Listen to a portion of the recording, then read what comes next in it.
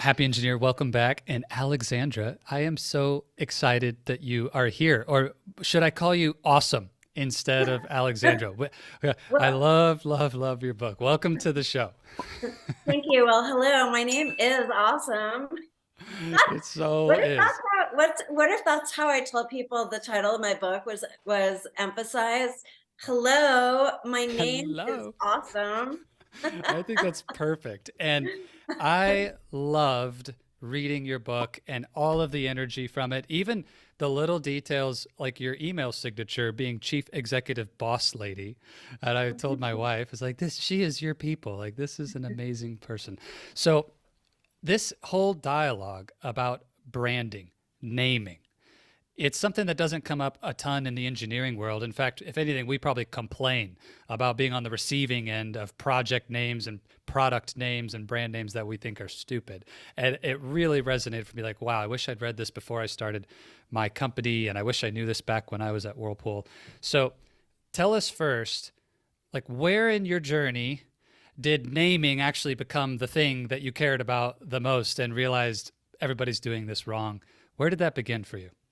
I was an advertising copywriter for probably 15 years, working at big ad agencies.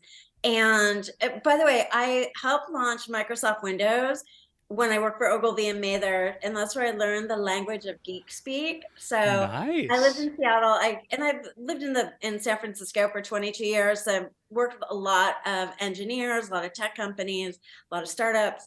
So I'm not foreign to your audience at all. So what happened is when I switched gears and became a namer, I realized that most names coming from naming firms were based on Latin and linguistics, and they weren't making emotional connections with people. And Mm. in advertising, as a copywriter, I was used to creating headlines that would make that emotional connection and turn heads and get people to notice and make them feel something. And I realized that names could make the same connection and nobody was doing it. So that's when I realized that there was an opportunity. It's interesting the comment about using Latin and Greek derivatives to come up with names and just sitting here, you hear you say it now that I've read your book, and I'm like, that makes no sense at all. Who cares? What's your perspective on why that was the way it was done for so long? So naming is part of branding. And I think that they were hiring linguists to create new words, but most people do not know Latin. People aren't familiar with Right. linguistics. And people want to feel something. They want to get the name when they see it. And that doesn't happen with those style of names. That's an interesting point. Okay, so that makes sense. We had a maybe a fixation on creating a new word for a new brand and go hire a linguist to do it. I could see where you'd fall into that trap. That makes sense. So here you are, you realize you're doing this copywriting. You actually know how to connect with people through words and seeing the gap on naming. Did you just one day decide I'm a naming expert and do this Yeah. or what Yeah. happened? Honestly, that's what I did. I just said, I'm going to do names. And I changed my email signature to say, Alexandra Watkins, professional namer. And then once I said it, then I was that. And people are like, you can't make a living just naming things. And I said, yes, I can. And Watch me. I have. And yeah, so I just decided that that's what I was going to do. And I had to completely change gears because advertising and branding don't ever really intersect. So I had to leave Advil and go into the branding world. So it was quite a transition, but I did it. I I love that you just decide I'm just doing it. I'm just changing my signature. Now I'm a namer. And I know for myself as an engineer, I did not have that type of courage to just change my trajectory for life and my destiny in a moment. I've done it now. I left my corporate career. I've built a business. I'm doing this amazing new work with Oasis of Courage and the Happy Engineer, and it's super cool. But it took a long time to get there. So, what would you say to Zach White? Like, if you feel that urge to pivot like this, what does it take to do that well? What would you say? Well, first of all, if you love what you're doing, it makes it so much easier. And that's like once I discovered naming and I loved it, it was just easy. That's all I wanted to do. And most people that do leave corporate and go start on their own or Right. whatever they're doing to go start their own thing, they're being drawn by something stronger. Yeah. And knowing that the excitement that will follow once you start doing what you really love, that should be enough to get people going. Blast through the fear, do it anyway, take Yeah. action. So, all right, I want to explore ways to do it right and the ways we go wrong with you, because you have some brilliant frameworks to support this. But beforehand, I noticed in your book there were some huge names in terms of companies that have worked with your firm, Amazon, Coca-Cola, Disney, Frito-Lay, Google, to name a few. And I was wondering, Alexandra, if you might take us behind the curtain. Obviously, anything on an NDA you can't share, you can't share. But were there any meetings or boardrooms that you sat in to support a team of, marketing people and engineers in a room from some big company where you just kind of slap your forehead like, oh, you got to be kidding me. Like this is bad. This is really bad. Any names gone wrong in Yeah. real life stories you can tell us about? Okay, this isn't a names gone wrong story, but I was at a meeting at Intel one time up in Beaverton, Oregon, and there was an engineer that was getting super hung up on some copy I had written. This is back in Advertisingville. We had the word via in some body copy, and the guy was getting hung up that via was Latin. Like people know what the word via means, right? So yeah, that I'll never forget. and But and I assume hung up means like this was a big deal to that person. yeah, he just couldn't have that word. And I remember this joke from that meeting, and this is kind of some older engineers will get this, which was, do you remember the PCM CIA slot in computers? It was a slot where you put a card. Do you know this joke? What does PCM CIA stand for? And it was people can't memorize computer industry acronyms. But like that is so telling of brand names too. Like engineers love acronyms. A lot of people love acronyms, but The but PCMCIA slot. Oh, I I had that urge, Alexander, to pretend like I really know what you were about to say, but I hadn't heard the joke. But I felt that engineering ego come up of like, oh yeah, I remember that slot. Yeah, I was the one on the left side, right? Yeah. Oh No, my goodness. engineers, a lot of times what happens with engineers is they come up with a code name, right? When they're developing the product. And then they get so used to using the code name, they want that to be the product Yeah. name. And sometimes the name has meaning to the engineers, but it won't mean anything to the audience that they're trying to reach. Yeah. Or they fall in love with the name. This happened with THX, THX, the sound company. Yes. And they were in love with this name Blackbird, and then it wasn't available trademark wise, but like the engineers couldn't let go of it because they had been using it internally. So Okay. don't fall in love with a name until you have your trademark research done. We had, you'll appreciate this, an entire suite of electronics products in my past life as an engineer where all of the individual project names were Star Wars characters, Yoda and Skywalker and all of this. I think it was just random and internal, but to your point, it became so known in the engineering community that when you called it by the actual name, nobody knew what you were talking about. It's like, oh, is that Yoda or Skywalker? So that's really funny. Yeah, that happens. So tell us how to do it right, Alexandra. If somebody wants to start a business, they want to launch a new product, they're an entrepreneur themselves or aspire to be, and they want to get the foundations right. What's the secret to a brand name that's going to work in the marketplace and stick? The secret is when you're starting out with a blank slate, don't give yourself any disadvantages. Your name is really easy to spell, but people probably spell Zach instead of the correct way, like Zachary, Z-A-C-H. They probably spell it Z-A-C-K, right? Often, So, yes. right. So often. So think of the frustration you have with your own personal name. Most people have a name that people butcher one way or another. Even if it seems like a relatively easy word, oftentimes names have two different ways that they can be spelled or people can't pronounce them. Think about the pain that your own name causes you. And then when you're coming up with a brand name, just remember that. And you don't want to give yourself any of those disadvantages. So there's 5 qualities that I tell people to seek in a brand name.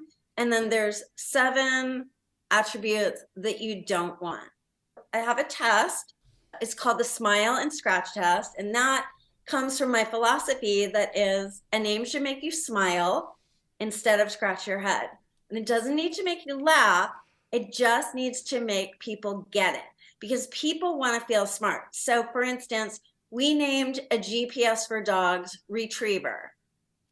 Yeah, and I can like, it's like, okay, I'm That was looking immediate. at you Yeah. and I can see the smile and I know Yep. everyone listening. Like it takes a second or two and then you're like, oh, I get it. And you smile. People like Yes. to feel smart, right? You know, your audience is obviously they're engineers, are very well educated. People want to feel smart. Nobody wants to feel like they're not in on the joke or they don't get it. So that's what I mean by smile. So smile is an acronym for the 5 qualities that make a name great. It's suggestive. Your name should suggest something about what your brand is or does, something positive. So Hmm. people aren't left clueless, right? People want to feel clued in, not clueless. So a name like Amazon. Amazon is suggestive of something very large, the Amazon River. And that's what Jeff Bezos was going for when he named it. So that's suggestive. The M in smile stands for memorable. Everyone always says, I want a name that's memorable, but what makes a name memorable? And this is really important for engineers because a lot of times what happens, especially with technology companies, is they go for these .com sounding names that are like, you know, it looks like someone got drunk and played Scrabble.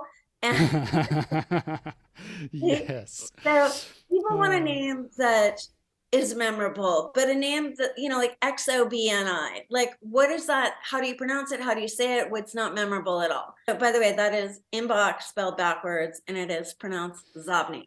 Wait, what? So Say that example again. This is a X, real thing? X, oh yeah, XOBNI. It's inbox spelled backwards. Okay. It was originally pronounced Zobni, Zob Zobni. Zobni, but then Bill Gates said it out loud and he said Zobni. So they changed the They've pronunciation to how he that, said it. okay, But you know how that he said it. I Yeah, think no, that no, it's belongs never in your tests. It's if good. a famous person can say it wrong and you change it, then you definitely have the wrong branding. Yeah, Okay, just do whatever they say. Yeah. So that's yeah, pretty that was funny. Zobni. So that was an example of a name that was clever. And here's something for you to remember. Just because it's clever doesn't make it a good name. So just Yeah. because it's creative, like it's creative to spell a name backwards, like inbox backwards, Zobni. But does that make it a good name? No. So Okay. keep that in Clear. mind. Yeah. Love that. So what makes something memorable is if it already has an association with something in our existing knowledge base. So here's an example, the bike lock company named Kryptonite Locks. We all know kryptonite from Superman, right? Kryptonite repels Superman, so they're using it metaphorically. Kryptonite will repel bike thieves.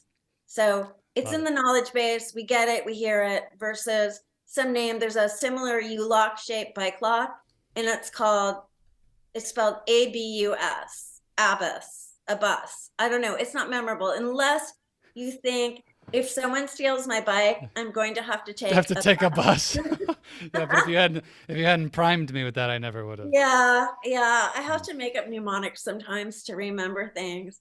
Yeah, so that's memorable. So you want your name to be based on the familiar.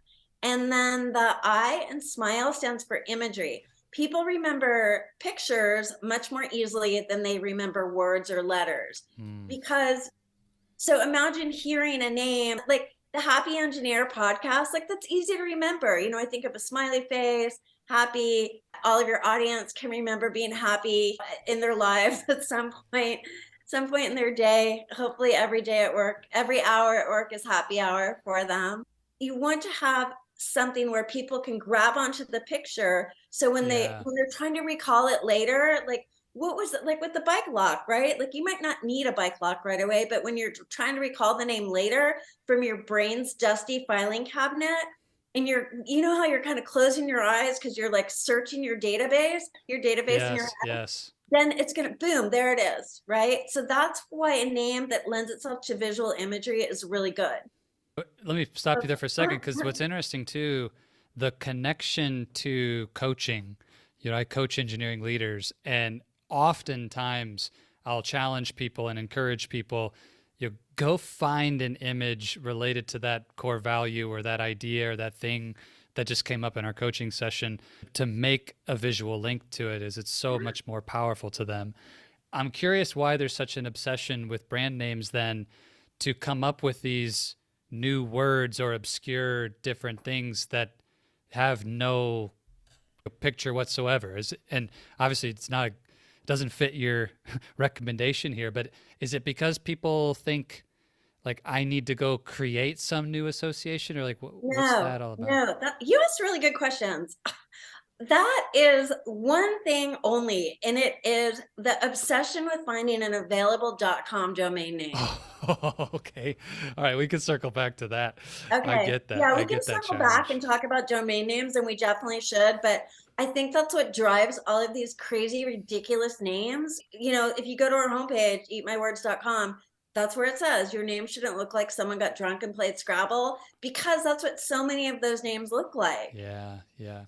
Okay. All right. So imagery, what's next? Legs. So the L in Smile stands for legs, and legs means that your name lends itself to wordplay or just to a theme, because that lets you extend the brand. So for instance, at Eat My Words, our blog is called The Kitchen Sink. We have packages like supermarket special, and our icon is a pink refrigerator. I have a 1950s pink Oh, refrigerator. okay. And So what for I those just listening, you got to go check out the YouTube version to see see Alexandra's what's amazing. inside? Oh, it's a library in there. Oh, it's Yeah, so cool. it's where I keep my cool books. But see, you're laughing, you're I smiling. love it. I love it. Yeah, I'm People smiling for like that, sure. right? Cool But like, books in we the pink refrigerator. expected too. Like, who expects to find books inside a refrigerator? Brilliant. Okay. Most people think, when I ask people what did they think will be inside there, most people say beer, which is interesting because I have a kegerator in my office. So why they say beer, I don't know. So think about your name like this. Can your name lend itself to a theme song? So at Eat My Words, Mm. our theme song is Sugar Sugar by the Archies.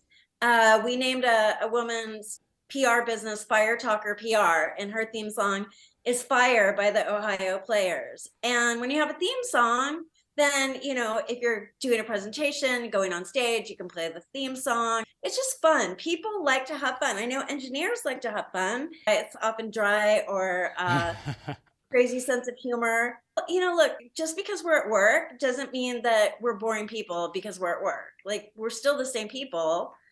This is something I'm curious about with product categories. So, let's say I'm a software engineer and I want to go start my own business. I've got a product in mind. It's a piece of software that's going to help Zach schedule his podcasts easier or whatever. Would you encourage people to think about legs in a very broad sense, that you can write software that does a whole lot of things, or where's the limit to the scope? If everybody tries to come up with a brand that can go huge versus hey, we need a reasonable amount of association, that now it doesn't make sense for your software company to also make dog collars, like it's just too far out of the. So where's the boundary of it needs legs, but don't be silly, you're not trying to encompass the whole world? Don't get so hung up on legs that it stops you. I would say if you're naming a company, you want it to be a wide enough umbrella name that any software that you develop will fit underneath it. But legs can be as simple as, remember, I don't know if they still do it, when Android was naming their operating systems after like snack food. What were they, like I you jelly know donut, I'm or an I app don't I'm an Apple user, and so I'm trying to think what they I were, but am yeah, too. That's I why know I what you're don't like. talking about. Yeah, I am too. So that's why I don't know any. But Apple, okay, Apple. So their operating systems for the longest time were big cats, right? So Yeah, leopard and Jaguar, cheetah, and leopard, snow yeah. leopard. Then they ran out of cats. So then they went to California, like places in California, which was a good idea in theory, and some of them work really well, like Sierra. But then other ones like Mavericks. So Mavericks is a famous surf spot, big wave surf spot in Northern California. But Mavericks, plural, is not a common word. So Yeah, people, like, they should have just, like, Maverick would have been a better name, but that's yeah, not a place in California. And also Yosemite, it's hard for people to pronounce unless you've been yeah. here. Yosemite Sam, you studied John Muir. People might think it's Yosemite. So, Exactly what I was saying. It's right? And Yos. there's a thousand, there's 10,000 places in California that they could name Okay. something after. And then when we go through scratch, here's what not to do.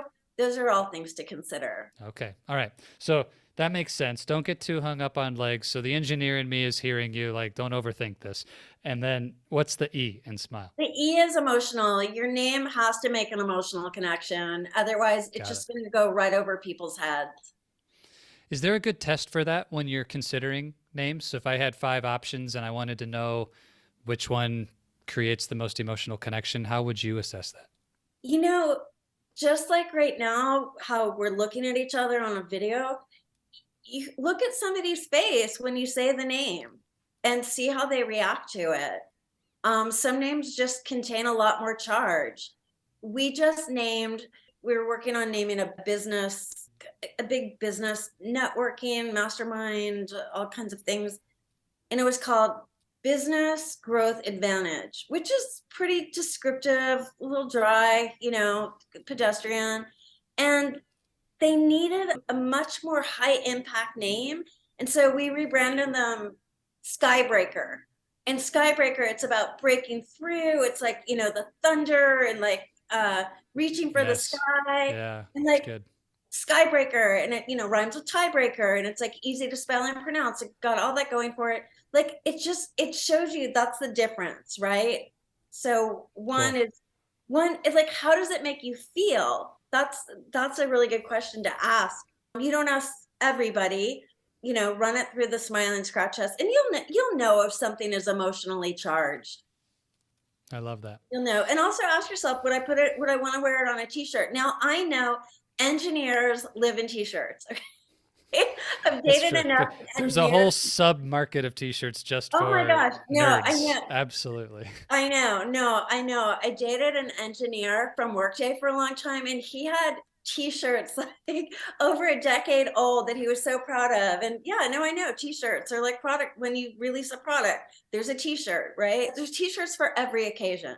So yeah, would I wear it on a t-shirt? And would my friend wear it who's not an engineer, Yeah, who there never you go. wears t-shirts? Would they want I to love wear it. it on a t-shirt? That's a really good test. I love that. I love that. Okay, so we have some guidance. We know where to begin filtering what to do. And we don't want to scratch our heads. So the seven things not to do, just lay them out quickly. I know, and Okay. I'll just encourage everybody listening, get a copy of the book. It is Hello, My Name is Awesome. We weren't joking at the beginning. That's actually the title of the book. And get it and read it because it's really, really simple and powerful to go through. But what is scratch? Scratch. The S stands for spelling challenge. Your name shouldn't look like a Yeah. typo, right? You don't want bounce back emails. Don't frustrate your customers. The first C in Scratch is copycat. Nobody likes a copycat. Can we just all agree on that?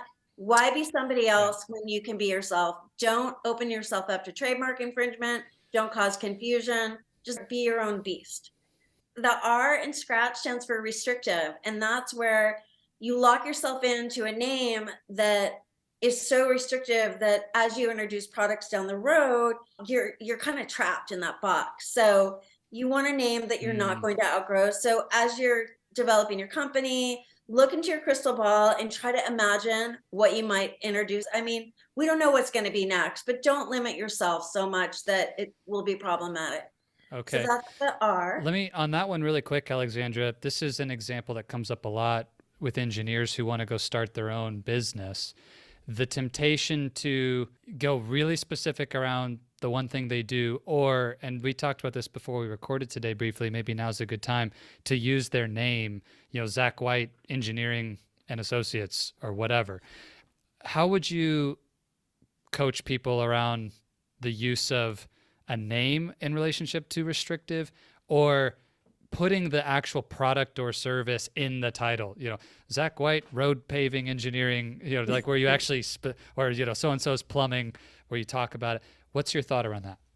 I would advise people, don't use your own personal name. Think down the road, if you ever want to sell your company and your name is in the company name, it's going to be harder to sell your company, right? Yeah. Also, you look smaller if it's just your name. You can Hmm. appear much bigger if you brand your company with a name, and then you have the opportunity then with legs and suggestive. Your own personal name doesn't suggest anything about your brand, right? Hmm. It's probably not super memorable. All the things, imagery, all the stuff that we just went through doesn't make a Okay. strong emotional connection unless people already know you. But when you're trying to attract new clients and people don't know you yet, have a brand name. So Oh, that's a reason not to use your clear. own name. Makes sense. All right, so I interrupted you. You were talking about restrictive. That's A, okay. scratch. A is annoying. So annoying are some of the drunk Scrabble names, names that are really cute or have numbers in them, or just anything that frustrates people, names that are ambiguous, right? Nothing about your business should be ambiguous. I like And that. then the T in Scratch stands for tame. You can't afford to be tame and boring and flat and descriptive, kind of like Business Growth Advantage. That was pretty Hmm. tame. But Skybreaker, that's very impactful, high impact, stands out. Then the second C in Scratch, and this is what engineers can be very guilty of. It's called the Uh-oh. curse of knowledge. Ooh. And the curse of, You're okay, absolutely right that let's engineers can talk be bad at this. let's talk about the space that you're making, because not everyone can see your face. So let's talk about that. Yeah. No, I think the temptation to use insider language that only your one perfect avatar can understand is really challenging for most engineers. When they want to go be that technical co-founder and they're naming their company, they want to use insider language almost to create our cool club of people who understand.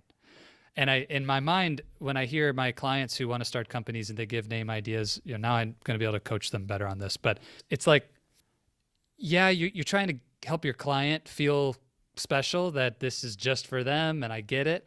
But you've also completely alienated everybody who doesn't understand. And this is probably a life lesson for engineers. We loved our insider acronyms and lingo. But yeah, guilty. Guilty. Well, I'm glad you get it, because yeah, engineers are guilty of that. Think outside of your knowledge. And yeah, a lot of times engineers will want to name something after some obscure character in a science fiction novel, or Yeah. I'm thinking of Doom or some of these other like yeah. sci-fi, famous sci-fi. Yeah, Okay, totally. I'm gonna give everybody a fun place to go just to poke around. It's called Fantasy Name Generators, plural generators. Okay. And there's over 100 name generation engines, and there's things from, mutant worm names and all kinds of like things from Harry Potter, and place names, just all kinds of weird fantasy places. But this woman put it together, and every once in a while I'll go there to come up with ideas, but it's just a fun place to poke around. That's cool. Yeah. Fantasy name generator. Okay. We'll put the Yeah, links in the generators show notes. plural. And if somebody Yeah. needs a good break out of their box brainstorming session, they Or can or a go. good code name. Like that would be a great place to come up with a code name for the product. We Okay. just want something cool to use internally, great, but when you're introducing it to the public, Not so much. reconsider. Okay. Yeah. Yeah. So that's the second C in Scratch. And then finally the H stands for hard to pronounce. You want your name to Mm. be easy and intuitive for everybody to pronounce. My one that pops in for this is Haagen Dazs. Like Yeah. when you see that written out, if you haven't heard it before, it's like, no idea. No idea See, what to I'm do. I'm so glad you said that, because that's one I get challenged on a lot, where people are like, well, what about Haagen Dazs? Where I'm talking about something that's hard to spell, maybe. It's Yeah, super hard. Haagen Dazs. It's got dots above the A. Like I don't even know what No those one knows what mean. the dots are. Those are called umlauts. Yeah, don't Yeah. never use an umlaut or any of those diacritical marks. They're so annoying to type. How do you Yeah. type an umlaut? No Or idea. even like the little accent mark, those are hard. Like we don't know what keystrokes those are. Make it easy for people. Make sure that it's intuitive to pronounce, and don't think that you know how to pronounce it so everybody else will, because they will not necessarily know how. There's this story, I don't know who came up with this name, but I'm pretty sure it's a software, it's some kind of tech company, and it's spelled Nektar. It's supposed to be nectar, like nectar, but everybody ended up pronouncing it nectar, but they thought it would be pronounced nectar, Nectar. but it was pronounced everybody pronounced it Nectar. nectar, just like Bill Gates pronounced Zobni or Zobni. Yeah. Yeah. There's an old movie that my sister used to love. I forget the title right now, but there's a band in it that's wants to be called The Wonders, and they spelled it like O-N-E, the number one. Oh, Ders, and there's in the movie they talk about the Onetters. Everybody's oh. calling them the Onetters, and they're like, "No, we're the Wonders." They're like, "Ah, the Onetters." So, all right. Well, before we move on, Alexandra, I want you to tell me honestly. So you gave the Happy Engineer podcast a little bit of praise earlier, but if we take the scratch, just being critical of places where it doesn't do as well in terms of that acronym. I'm wondering, what would you say is the downfall of the Happy Engineer if you were going to pick one? None, none. Really? Yeah. No, it Are you just doesn't being have nice any to me? Or scratch. No, it doesn't have any scratch. No, no, okay, that's a great name. It's a really perfect. good name. This is I feel lucky and justified in my decision making because I didn't know you when I named it. No, So, Zach, I'm on a lot of podcasts and it's hard to remember all the names. And the Happy Engineer was super, super easy to remember. And I was excited to be on your show because it sounded like fun. well, I hope you're having a good time. I'm having a great time. I'm having a great time. No, it is a fantastic name. We mentioned domains and wanted to circle back to that. And I know this was a challenging sticking point for me. And I've got clients who want to start their own business who get stuck on this as well. What's the kind of thinking around the hierarchy of importance of the domain name in choosing the brand name? And then what would you recommend quickly around how to Okay, can approach I that? just say again, you asked really good questions. No one has ever asked me the hierarchy of importance because that is important. So the most important thing, go back to Smile and Scratch, is that it passes all that, right? People can pronounce it, spell it, everything like that. .com is king. A lot of engineers Okay. now, we're naming two tech companies right now, and both of them are fine going with a .ai Yeah. domain, but both of their products and companies are very focused on AI and their Yeah. audience is okay with AI. If it was for just a basic consumer audience, I would not advise AI or Yeah. .io. By the way, here's a quiz for you. So what country is .io? Or like, what does .io stand for? Oh, great question. I don't know. I mean, I'm thinking of like .nl is the Netherlands and there's these different, but I don't know which one is IO. This would be a good quiz for your people. Indian Ocean territories. Serious. Okay. Yeah. Okay, what about .ly? LY. I got nothing. I don't know. Libya. Libya. Okay. I've been Okay. to Well, Libya, by the I way. should Fun fact. Fun fact. I've been to Libya. do people Um, choose .ly domains because yeah. it's Oh, like yeah. Remember Lee, that? like bit.ly Yeah, or yeah. whatever, That's just to, where Bitly is where the whole .ly thing started, and yeah, there's all the .ly names. So the worst .y name was not even a .ly. They just chose an ly name because the ly became popular. Grammarly is a grammatically incorrect yeah. name. Like, yeah, That is true. I've never really I, I don't spend a lot of time in that world, but yeah, Grammarly, it's not even an accurate word, but I'm going to trust them to help me with my grammar. Okay. This makes sense. All right. So name passing the tests first. yes, .com is king. Maybe, especially for an engineering audience, if you're going to go into the yeah, AI space, you might be able to get away with that. yeah. .ai. Um, Here's a trick to watch out for with .io because a lot of engineers like .io. I was at TechCrunch one time and I saw this company and it was CARD, like card, .io. And I asked myself, is that pronounced card, cardio, or card.io? oh, yeah. Interesting. See? So that Interesting comes dilemma. back to pronunciation. So just don't think like, oh, everyone knows how to pronounce it. Because if you think about it, cardio would be interesting spelled with the .io, but it looked like card.io. And if you have Yeah. the .io, people do stumble upon those things. Everybody remembers Delicious, the bookmarking website. Remember how it had the dots in it? Well, while no one was paying attention a number of years ago, they got rid of the dots and they just ponied up and bought the .com because, and they announced this very quietly in a blog post that no one knew where the dots went and it confused Yeah. everybody. So Yeah. It they doesn't just got work. rid of the It doesn't dots. work. Okay. So I come up with my brilliant name, and actually, in mine is an interesting example. I really wanted the happyengineer.com, not available. So I'd have the happyengineerpodcast.com. But what do you do if the name you want .com is taken, which in I mean, a lot of cases, that's the case. Most of the core, 2 words or less .coms are purchased at this point. So what do you do? Good question. You did exactly the right thing. You put podcast in your name. So add that extra modifier word. It actually will help you with search engine optimization, because if someone is Mm, looking for an engineering podcast, for instance, and then you have podcast in your domain name, that's going to help you come up in results.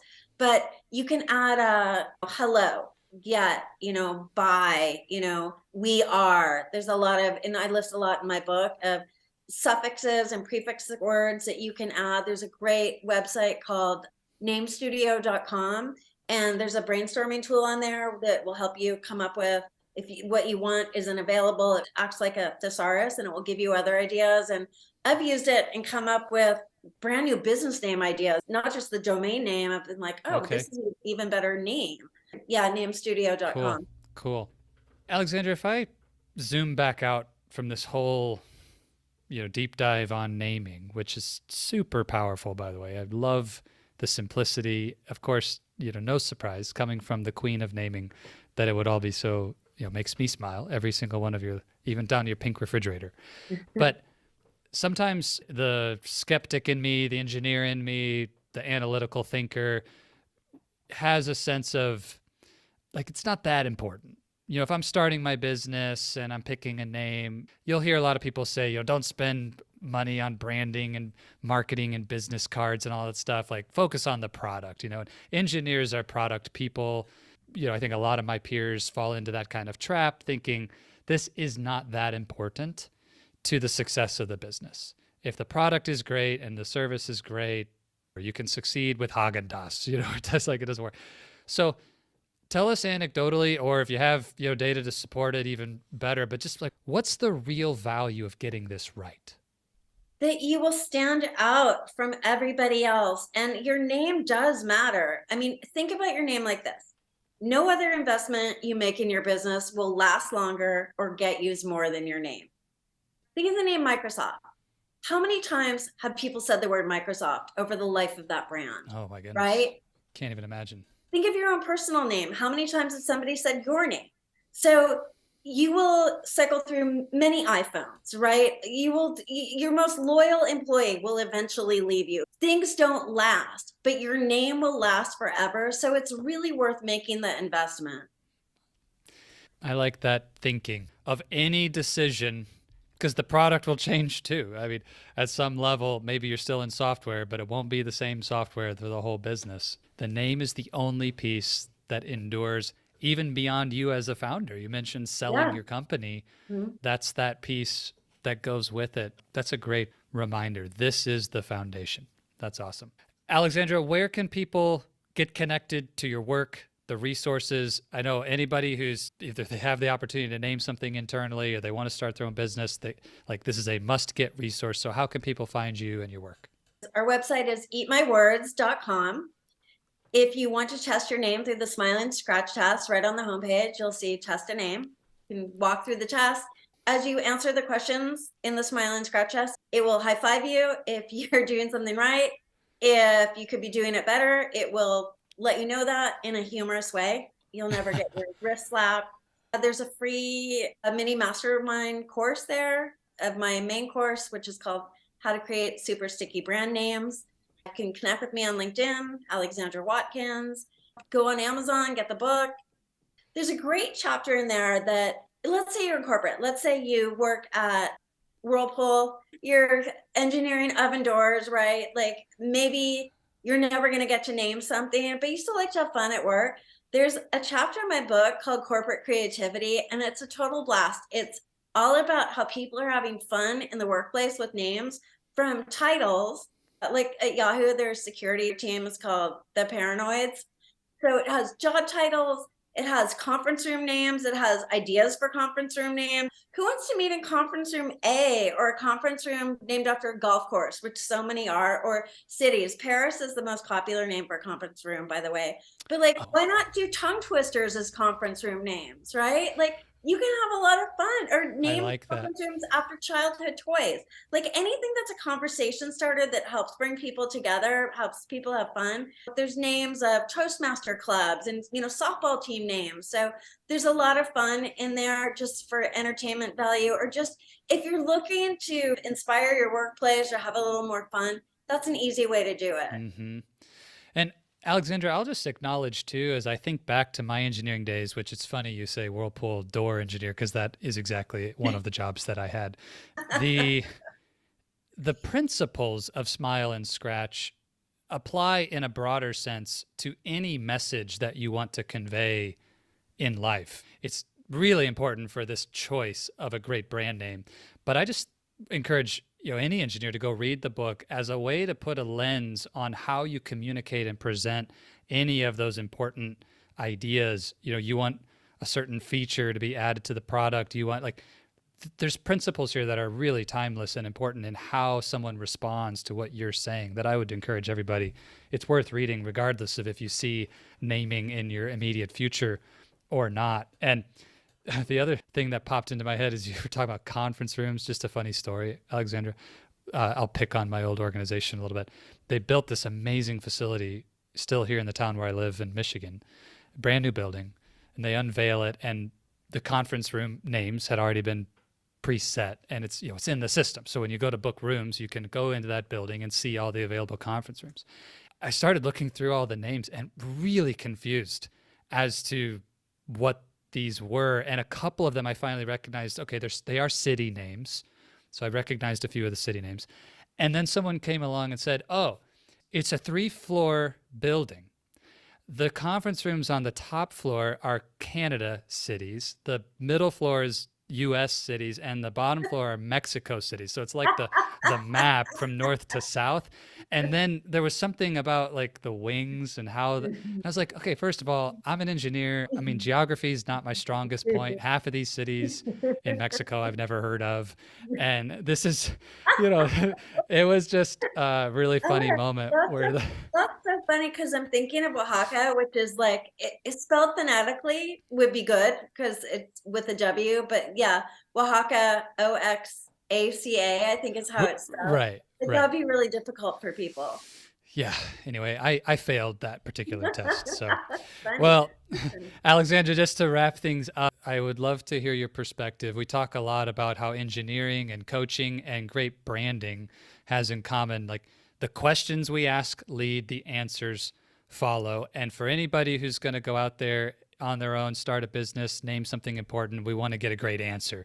So, if there was one question that you would lead us with today, what would that be? Ask yourself, does this name make people smile or scratch their head? Does it make them smile or scratch? Amazing. Alexandra, thank you so much for being here today. Just acknowledging your work and the impact it's having for companies and bottom lines, and the joy of the consumers who smile every time they see those names. It is amazing. And thanks for your generosity to share it with us My today. pleasure, Zach. Anytime.